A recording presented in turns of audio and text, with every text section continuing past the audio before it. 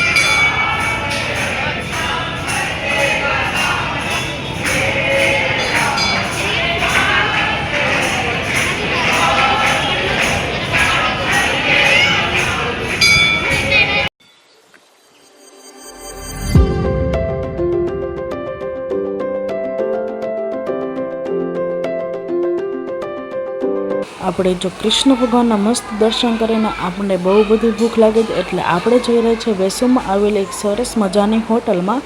ત્યાં આપણે ચીઝ અંગૂરી ખાવા જોઈએ. અને ચીઝ અંગૂરી જો સરસ મજાનો હતો. તમારે જો જવું હોય તો મને કોમેન્ટ કરજો, હું તમને લોકેશન અને એડ્રેસ કહીશ. અને જો સરસ મજાનું હતું અને ખાધું તો એવું સરસ મજાનું લાગ્યું. અમને તો બહુ જ ભાવ્યું. અને સાથે નાન હતી, બટર નાન. અને જો મસ્ત અમે જમીને પછી ઘરે જવા નીકળી ગયા. અને જો બહુ મસ્ત જમવાનું હતું. જમવાની તો બહુ જ મજા આવી ગઈ. આમ એટલો બધો આમ મસાલાને એવું આમ સરસ મજાનું સાદું પણ બહુ સરસ મજાનું હતું. પછી જો આપણે ઘરે જવા નીકળી ગયા અને કાલથી આપણે પેપર શરૂ થાય છે, એટલે હવે વાંચવું તો પડશે. અને જો આવા વિડીયો આપણે જોવા હોય તો વિડીયોને લાઈક કરો, શેર કરો, સબસ્ક્રાઈબ કરવાનું ભૂલતા નહીં.